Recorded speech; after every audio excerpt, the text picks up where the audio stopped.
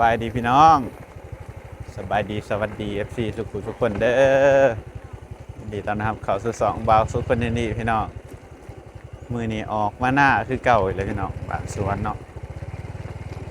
มาให้มาหน้าวันเก่าอีกแล้วมื่อนี้พาสาวตีออกมานับพี่น้องเลย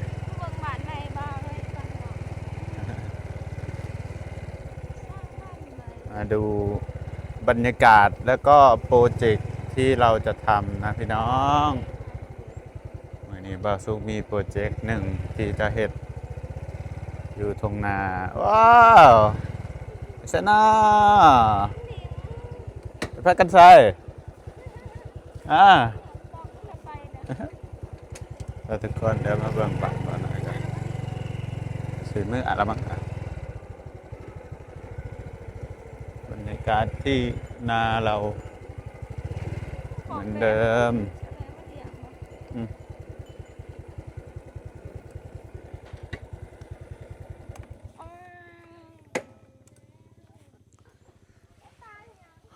หอดหน้าเลยพี่น้องมาหอดไทยหอดหน้าสาวตีบถ่ายคลิปเห็นไหมจะไม่ยืนถ่ายแบบนี้เลยปลูกเขาปลูกหญ้าเพิ่นบ่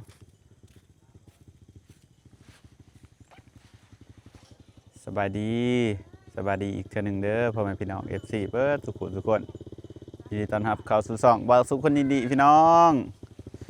มื้อนี้เฮามีแนวสิมาบอกพี่น้องเนาะนั่นก็คือบ่าวสุขคิดว่าปีหน้าบ่าวสุขสิปรับที่หน้าตรงนี้เนาะพี่น้องหลังจากมีคนมาอยู่เลยตะมิดนะก็มี FC แนะนำบ่าวสุขมาลาเนาะแต่ข้าวบ่าวสุขซื้อดินใหม่ๆพุ่นแหละเพิ่นว่าอยากให้บ่าวสุขปรับที่หน้าอะไรก็อ้อมหัวอีหยังนี่แหละเนาะแต่ว่าตอนนั้นบ่าวสุขยังบ่ทันได้มีงบนะ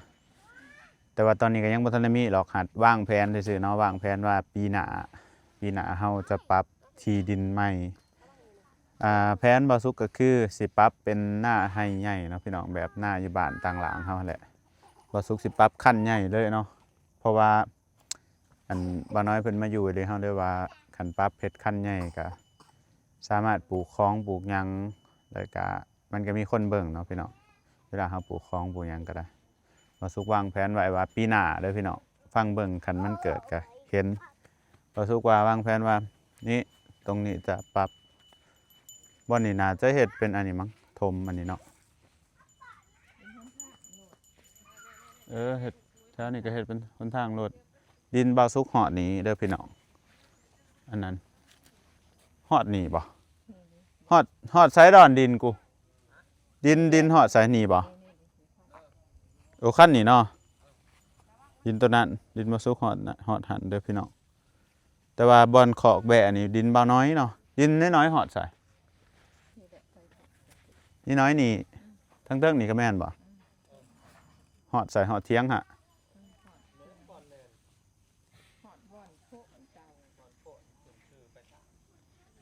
ทางลงมานี่ก็ของบักน้อยๆบ่ของบักน้อยๆเบิดบ่อนใดบ่อนของเขามามันเป็นของเขาเรื่องของประตูเป็นของเขาประตูบ่อนประตูของเขาของมันน้อยมากแต่ประตูมากโอ้ของบักน้อยๆเห็นแต่แดนประตูฮอดนี้โอ้แสดงว่าก็จะว่าเฮาสิเฮ็ดทางเข้าก็ใส่ทางนี้เนาะทางป่าอีกแล้วเนาะใส่ทางข้างเอาข้างหน้าอยากเฮ็ดหน้าก็คือบ่าวสุขวางแผนว่าปีหน้าบ่าวสุขสิลองคุยกับรถดูดหยังหั่นแหละให้เขาเจ้ามาดูดเฮ็ดอันนี้ไหใหม่เนาะเฮ็ดหน้าใหม่พี่น้องปรับหน้าเป็นหน้าให้ใหญ่แล้วก็อันเฮ็ดเดินบ้านแถวๆนี้แหละเพราะว่าวางแผนไว้คันบ่าวสุขอยู่ดีมีแฮงเนาะคันอยู่ดีมีแฮงบ่าวสุขสิคันสมมุติว่าบ่าวสุขสิมาอยู่ตรงนี้บ่าวสุขสิเฮ็ดเทือนอีกหลังนึงเนาะแถวๆนี้ล่ะมั้งวางแผนไว้สิเฮ็ดแถวๆนี้แหละว่าดินบ่าวสุขฮอดบ่ใช่เขาอันนี้เกรดดินเฮ็ดให้หน้าบ่อนหันเนาะพี่น้องทางนี้ก็เฮ็ดเป็นอันนี้เป็นเดินบ่อนหันแล้วก็ถมบ่อนนี้อีกถ้าว่าเฮ็ดเทือนก็เฮ็ดแถวนี้แหละบ่อนแถวนี้เนาะพี่น้องเฮ็ดทางซื่อลงมาเลยอันนี้ดินบ่าวสุขเขตดินบ่าวสุขฮอดนี่แหละพี่น้องเลยไปฮอดนี่บ่าวสุขคิดว่าถ้าสมมุติว่า คัน ว่าสิมาอยู่ว่า คันสิมาอยู่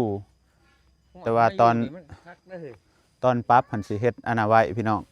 สิเฮ็ดแผนไว้นะว่าเฮ็ดบ่อนไหนเฮากะว่าสิเฮ็ดเฮือนบ่อนใดสิเฮ็ดเป็นคันนาว่าสุกว่าสิเฮ็ดเป็นให้หน้าเลยมาอยู่กะคันสมมุติว่าสุกอยู่ดีมีแห้งมีเงินมีค่ำเนาะมาเฮ็ดเฮือนใส่กะมาอยู่นํกันนี่เนาะอ้ายน้องอิหยังกะอยู่นํกันมันจังอุ่นพี่น้องอยู่หลายคนมันจังม่วนคันเฮาอยู่ผู้เดียวนี่เหงาเลยพี่น้องเหงาอยู่ผู้เดียว ถึงบักดอนดุกหลานสมมุติว่า คันมีเงินมีหยังก็ อยากมา เอาหลานน่ะยังมาอยู่ใครอยากมาอยู่ ให้เด้งๆกับคิงมาดีอ่ะ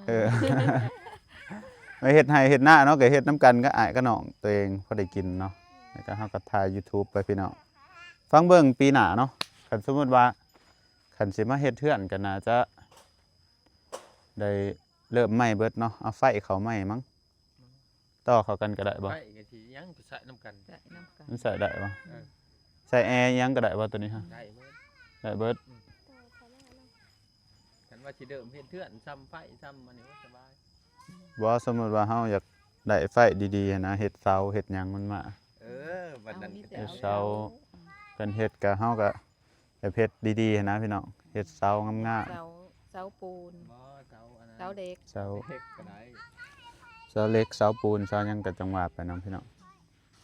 หน้าตรงนี้ที่บ่สุกซื้อไว้นี่มันมีเนื้อที่ประมาณ9ไร่เลยพี่น้องทางฝั่งไทยเพิ่นเป็นไร่เนาะทางฝั่งลาวนี่1เอกตาร์ครึ่งเนื้อที่มัน 18,000อีหยังนี่แหละเนาะเนื้อที่มันบ่สุกบ่จือ14,000 กว่าบ่บ่สุกไปไล่เบิ่งมันถึกเอกตาร์ปลาย8-9ไร่ของฝั่งไทยเนี่ยเนาะก็บ่กว้างบ่หยังรู้สึกว่าอันนี้ก็เฮ็ดเป็นบ้านสวนบ่แล้วก็คันเฮ็ดเพื่อนบ่สุก เพื่อนจกเนาะ อยากเฮ็ดแบบเพื่อนมีประมาณ แม่งว่าข้างหน้าข้างหลังก็ เพื่อนแบบอันนี้บ่เพื่อนแบบ2ชั้นบ่แบบว่ามีไม้ทั้งเทิงอะนะเพื่อนไม้แล้วก็อันนี้บ่แม่นเพื่อนไม้ดอกเฮ็ดเป็นเพื่อน2ชั้นจังซี่นะ เห็นวิวแบบ 2ชั้นแบบมีกล่องกลางจังซี่นะ เดือหงค่ะ เนาะ แล้วก็ทุ่ง คิดว่า นา น่าจะเบิดหลาย แล้วก็สิเฮ็ด ป่า เพื่อนแบบว่ามีห้อง เหมาะสมเลยกูว่า ห้องรับแขกห้องให้ FC มายามจังซี่เนาะแบบน่าคักแล้วเนาะเพิ่นเฮ็ดเนาะ บ่อนซื้อกินซื้ออยากก็สำบายเนาะ สำบายไปมาสะดวก อยู่นี่เดี๋ยวก็ได้เฮ็ดนะเนาะ ก็ได้เฮ็ดหน้ายามเนาะ ก็บ่งามปานใดคัน หา เฮา ก็ มาอยู่ บ่พอได้ งามปานใด แต่ว่าเฮาปลู ก็พอได้กิน แต่ว่าปลูกนี่ปลูกนั่น เลี้ยงสัตว์น้ำ บ้านเอามันงามเคี้ยวซื่อ ทา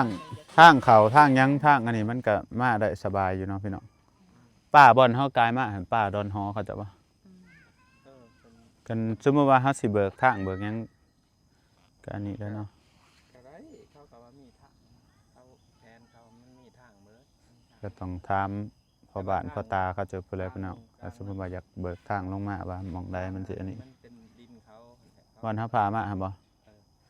คันเฮาเบิกมามันสิมาจังได๋ซะมาทางใด แคบนี่แหละต้องตามอันนั้นเพราะว่าเขาเป็นนัก แคบมาเลยเนาะ ทางป้าเขาเฮ็ดเองเขาสิไปเสาเฮ็ดเองเนาะป้าในบ้านเขาเฮ็ดเองเนาะอีหยังเอามีบ่ได้เที่ยวอยู่มันเนาะ มาถึงบัดเทื่อต่อหน้าต่อไปเนาะบัดเทื่อเขามาซื้อดินตันเฮ็ดจังซะตันทางเขาบ่ได้เฮ็ดจังได๋ ดินมันก็เป็นดินบ้านเขาต่อไปดินบางหน่อย ทั้งขึ้นนี้เป็นป่านี่ ที่ว่าทางป้าตัวนี้เนาะครัวมือนี่เป็นดินบ้านสายมือเป็นมีดตะคองสายมือ เออ ครัวมือป้าเนี่ยเป็นดินบ้านเขา บ้านเขาบ้านมีทางมีหยังเขาก็มีให้เนาะ บ่แม่นบ่มีของไผนะอยู่ใน มันบ่ บ้าน มีของไผ ใช้เอาก็บ่ได้แม่นบ่เป็นดินบ้านดินด้วง เฮ็ดทางเฮ็ดหยังนี่แหละทุกคนมาพี่สิพามันเลาะเบิ่งหน้าอีกนี่แหละแผ่นดินบาสุกซื้อไว้เนาะพูนฮอดพูนี่แม่นเริ่มจากขั้นนี้เนาะดินตรงที่บาสุกยืนอยู่สบายดีป่ะลูกนะหลาน ๆสบายดีป่าลูก แต่สมมติว่าบ่าวเฮ็ด แต่ว่า มาสิถามมายืนใกล้ๆมายืนใกล้ๆมายืนใกล้พี่มาอันนี้ ต้องนั่งก่อนเขาแหวะ ถ้าสมมติว่าบ่าวเฮ็ดเทือนผู้ใดสิมาอยู่นำบ่าวมาอยู่นำบ่าว ใคร แม่นบ่ได้ใส่ยังบ่อยากไปน้ำเคียงมาบ่ มาจัก โอ้ย น้ำเคียงบ่จักไปสิมาก็สิเฮ็ดเทือนหลังบักใหญ่ๆมีห้อง ใคร ติดห้องแอร์มี Wi-Fi ขอยสิต่อ Wi-Fi เข้ามาเบิ่งหนังฟังเพลงสบาย ใส่สีบ้า ตรงนี้สามารถติด Wi-Fi ได้เด้อพี่น้องอัน Wi-Fi แบบแต่ว่าเฮาน่าจะเสียเงินหลายเนาะพี่น้องถ้าสมมุติว่า กินเขาอยู่เด็ก มาเฮ็ดเทือนอยู่นี่มาปักร้านอยู่นี่ดีหันต้องน่าจะเสียเงินหลาย เอาไฟเขาเอาหยังเขาเนาะคันว่าได้ก็แบบว่าโอเคนะพออยู่ ไอ้รอแล้วอย่างของแกะไปวันนี้ ถ้าสมมุติว่าเฮ็ดอีดีเนาะพี่น้องก็สิอันนี้แหละบ่อนนี่จะเฮ็ดเป็นบ้านเนาะบ้านอีกหลังหนึงจังซี่นะนี่ตั้งบ้านตรงนี้ติมึงมายืนถ่ายเบิ่นนี่เบิ่งหาอันนี้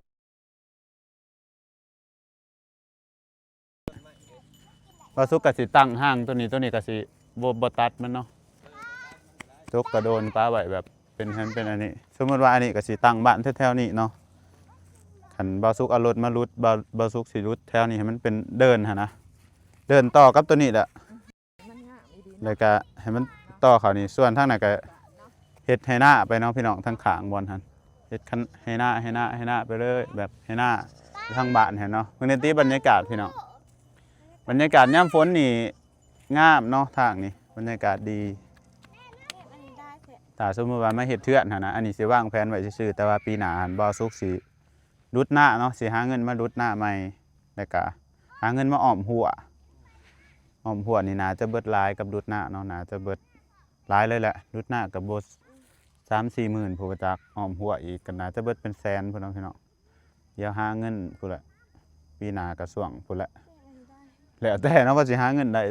ตอนใดก็เฮ็ดตอนนั้นแหละก็สิวางแผนประมาณนี้คันอ้อมหัวก็อ้อมนี้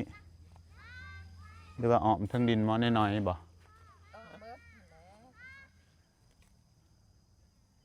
แบบว่าอ้อมบาทเดียวหั่นนะบัดนั้นจังอันนี้เนาะ บาดนั้นจังแบ่งกันผู้ใดมีก็โยนออกใบมีบ่ท่านมีก็ออกก่อน ข่อยสิปรับหน้าข่อยได้บางนิดน้อยเด้อนิดน้อยบ่เป็นหน้าดินหน้าที่เขาบอกนิดน้อยนะ แค่นั้นบ่พาอ้อมก็ได้ บัดนั้นจังมาอ้อมก็ได้ว่าสุกสิปรับเลยก็เฮ็ดให้มันงามๆเฮ็ดให้เป็นขั้นใหญ่ๆดินตรงนี้มันเป็นดินทรายเด้อพี่น้องเป็นดินทราย อ้อมซ้ำนี้พอแล้วเพราะว่ามันกับบ่ทันได้เฮ็ดอิหยังเลย แผนว่าสุกก็คือเฮ็ดทางเขาบ่อนหันเนาะทางเขาเฮ็ดบ่อนใดวะให้เขาดุดบ่อนใดวะเฮ็ดทางเขาซื้อมานี่บ่ตัดนี่เนาะให้เขาเฮ็ดเป็นซื้อมานี่แล้วก็ ให้หน้ามันโดน ทางเขาเทียงบ่อนหันเลยซะ เฮ็ดทางมานี่อีกก็ได้ เฮ็ดเป็นขั้นจังซี่เนาะขั้นบ่อนนี่อันหนึงทางเข้ามาบ่อนหันแล้วก็ ของบ่น้อยเขา บ่อนนี้เฮ็ดเป็นเดินบ้านซะนี่ซ้ำนี้ซะซ้ำแถวนี้แล้วก็ทางนั้นเฮ็ดเป็นให้หน้าแต่ทางนั้นก็เฮ็ดเป็น2แถวเลยพี่น้องบ่สุกวางแผนไว้ว่าสิเฮ็ดให้หน้า2แถวก็คือหน้าเบื้องนี้กับเบื้องนั้นเนาะเฮ็ดเป็นให้ใหญ่ๆเลย ส่วนต้นไม้ใหญ่ๆเฮาจะบ่ตัดเนาะเป็นต้นจิกต้นหางจะปาไว้เลยแล้วก็เก็บไว้จังซี่นะปีหน้าพุ่นแหละเนาะตามิดก็สิบ่อยากเฮ็ดปานใดให้มันอันนั้นพี่น้องบ่มีคนมาอยู่ไอ้ดอนแล้วก็มาเฮ็ดหน้าเฮ็ดหยังหั้นนะบ่ค่อยได้อยู่เฮ็ดไว้มันก็บ่คุ้มปานใดอันนี้เห็นบ่าวน้อยเพิ่นมาเฮ็ดเทือนใส่เนาะก็เลยแบบว่าจังได๋เพิ่นก็ต้องอยู่หั่นแหละคันอันนี้ก็เวลาบ่าวสุกบ่อยู่บ้านก็บ่าวน้อยอยู่อิหยังจังซี่นะแต่ว่าเรื่องบ้านเรื่องเฮ็ดเทือนหั่นยังก่อนเด้อพี่น้องปีหน้านี้เฮ็ดแน่นอนอันนี้ปรับที่หน้าเฮาเนาะแล้วก็สิเฮ็ดทั่ว พอเฮ็ดไปเป็นอย่าง แม่นเรื่องบ้านก็จังว่า ปรับดิน ปรับหน้าปรับให้คันเฮาบ่ได้มาเฮ็ดก็อายเป็นผู้เฮ็ด ถ้าปรับหน้ามันก็น้ำอยู่เด้อพี่น้องน้ำนั่นนี่ฮะเพราะว่าเวลาฝนตกหันมันสิไหลมาแต่ทางนั้นเนาะลงทางนี้เป็นหน้าดินทรายน้ำบ่ท่วมเด้อพี่น้องตรงนี้น้ำบ่ท่วมเด้อเห็น FC เพิ่นบอกว่าเวลาสิเฮ็ดบ้านถมในเด้อหลังต่อไปเพิ่นว่าตรงนี้จะน้ำบ่ท่วมเด้อท่วมฝนตกแห้งซำใดดิบข้อบ้านต่างหลังก็ตรงนี้บ่ท่วมเด้อพี่น้อง บ้านต่างหลังมันอันนั้นต่ำแห้งเนาะ ฮอดแท้ๆนี่แหละฮอดแท้ๆตีนให้มันท่วมแห้งๆก็ คันท่วมแห้งก็หน้าเฮาบ่ถึงนะ บ่ถึงฮอด มั แต่ นสู ปลูก ง บอนกกอันกอไผ่ฮอดแท้น่ะฮอดอยู่ให้มันท่วมแห้ง อยู่ข้างหลังเป็นภูเขาเนาะ ปรับจักปรับ ปรับแบบ บ่แม่นเขาจะขวดหน้าลงซื่อๆเขาเฮ็ดเป็นให้เก่าหั่นนะ เอาขวดลูกนี่คือ เขาบ่ได้เฮ็ดเป็นระเบียบปานใดแบบว่า บ้านน้อง ขวดให้อันนี้มันน้ำมันอยู่ซื่อๆเขาจะคิดว่า หน่อยเนี่ยนะน่ะแบบมัน อืม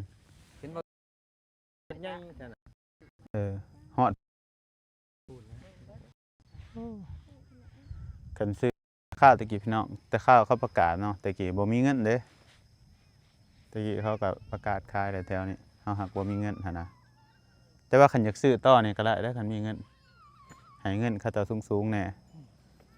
หักเบิ่งเจ้าของเขาคือสิบ่เดือดร้อนเงินปานใด คนที่ซื้ออยู่นี่เขาจะรวยพี่น้องเอ้ยเขาแบบเขาซื้อไว้ให้ลูกให้หลานให้หยังเขานะคนรวยเขาบ่ค่อยเดือดร้อนเงินหั่นนะเฮาอยากไปซื้อมันก็คือสิขอซื้อยากนี่บ้านใหม่น้ำคิงอยู่นี่แล้วจะมาอยู่น้ำข่อยได้เด้อปัดนะ กินเงินมาให้เราอยู่สิ บอกว่าปัดนั้นจะเฮียนปอใดมอใด ของปสอง ปสองให้เฮียนปสองจะเซ้งได้ที่หนึ่งข่อยซื้อ iPhone ให้เจ้าแจกเซ้งแจกได้ว่า iPhone บ่ จะไก่ ปีหน้าตั้งใจเฮียนเด้อเซ้งได้ที่หนึ่งเอามาให้ข่อยเบิ่งข่อยซื้อให้ เป็นตะได้บ่เด้ฮะ ว่ามาอยู่น้ำบัดเอาว่ามาอยู่น้ำมาสิมาบ่จากหาบัดสิ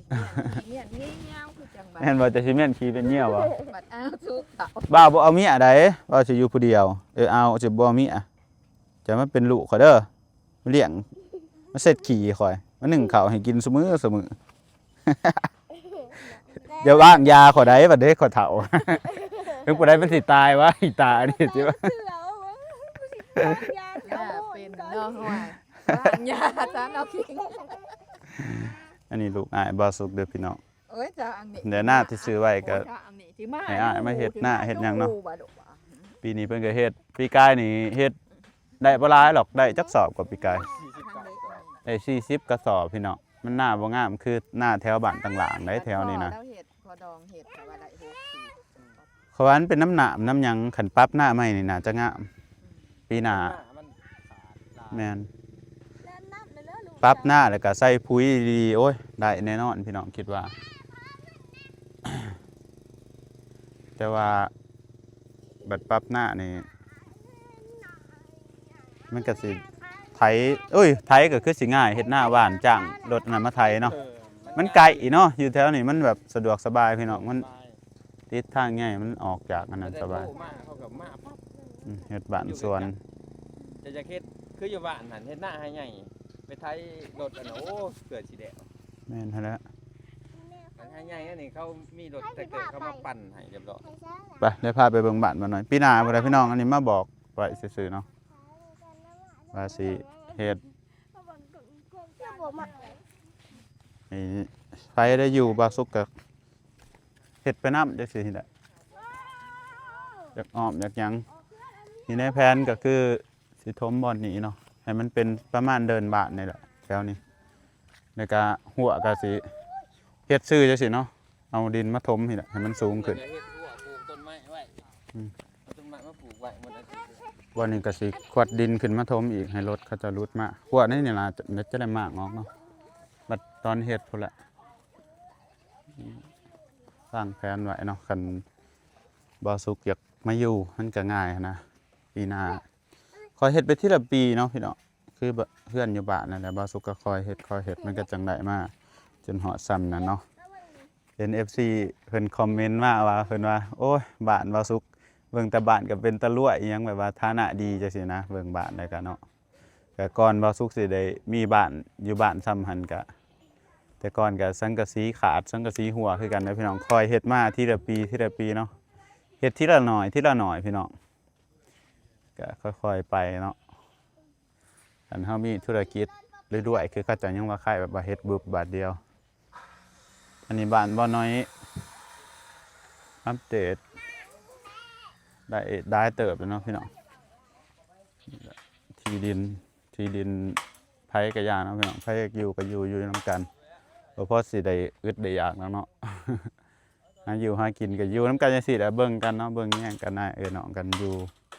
ใกล้กันมันก็ดีคือกันเนาะพี่น้องคันถือกันเนาะนายน้องถือกันได้เป็นผิดกันนี่อยู่ใกล้กันแล้วสิสร้างกันได้ พี่น้องเอ้ยมันก็มาอยู่น้ำมันที่ตีบเอาก็บึงน้อยๆนี่ มื้อนี้บ้านเพิ่นอีพ่อออกมาเฮ็ดกันลบนั่นเนาะกำลังขึ้นไปลายตัว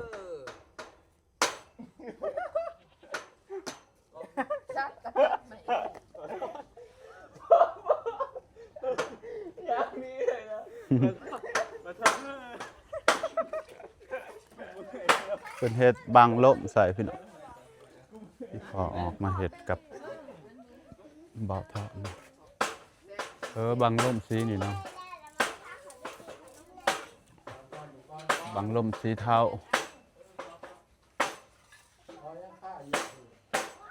ส่วนห้องน้ำห้องน้ำติดละติดอันไหนอยู่บ่กันซึมกันยังอยู่บ่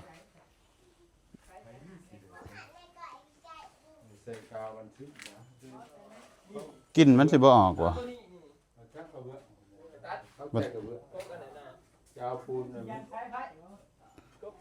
เขาติดอันนี้ก่อนจังติดกระเบื้องบ่มันห้องน้ำพื้นที่ห้องน้ำบ่น้อยสูงอะดิ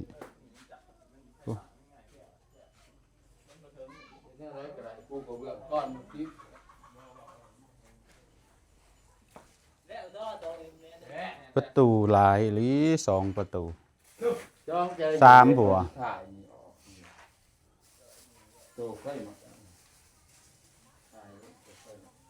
3ประตูบ่รวมเบิด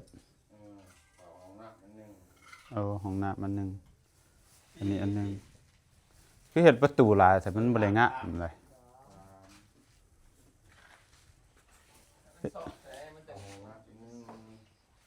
ประตูบ่อนนี้อันหนึ่งประตูบ่อนนี้อันหนึ่งใกล้ๆอีกอันหนึง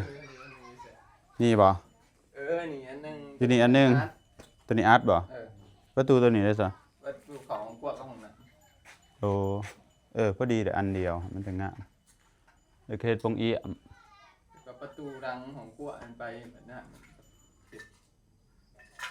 ข้างหลังประตูทางออกของครัวคือบ่เฮ็ดทางข้างบ่นะคือว่าเนาะมันก็เฮ็ดแล้วล่ะจอแล้วเนาะทุบมาแถวนี้เอาอยากจอขาดหรือบอกก็เฮ็ดอันเดียวนี่ก็ได้หน่อยนี่ทางออกบ้านน้อยๆนี่ยังสิออกทางข้างทางอันนี้อยู่ย่างไกลๆนะมันสิบ่งามกว่าบ่คันเฮาเฮ็ดประตูทางเดียวพี่น้องมันเฮ็ดหลายทางมันก็ที่ได้ย่างออกซ้ำนี่น้อยเดียวเนาะถ้าสิว่าเขาคั่วเขายังก็ได้บ้านหลังน้อยห้องน้ำยังบ่ทันแล้วเนาะน่าจะแล้วพร้อมบ้านพุ่นเลยพี่น้องอันนี้แทงน้ำถ้าสมมุติว่าสุกมาเฮ็ดบ้านนี่ยังอยู่กับน่าจะได้เฮ็ดใหม่เบิดเนาะเฮ็ดใหม่เบิดทุกอย่างแบบอย่างเช่นเฮ็ดแทงน้ำเจ้าน้ำเนาะกับเจ้าปุ่นจังซี่นะมันใส่รวมกันมันก็น่าจะยาก หรือบอกก็ฟังเบิ่งเนาะยังอีกหลายปีแล้วพี่น้องฟังแผนไว้ซื่อๆส่วนบ่อนนี้เฮาสิขุดขึ้นก็ดีก็ได้คือกันขุดลงอีกน้องสาบ่อนนี้เนาะขุดขึ้นแล้วก็ให้เขาเฮ็ดคิมซาดีๆหากฝนตกน้อยเดียวมันก็เซาะเนาะคันเฮ็ดคันหน้าใหญ่มันสิบ่เซาะบ่เลยเนาะนี่พี่น้องอันนี้น้ำเซาะน้อยเดียวนะเริ่มขางนี่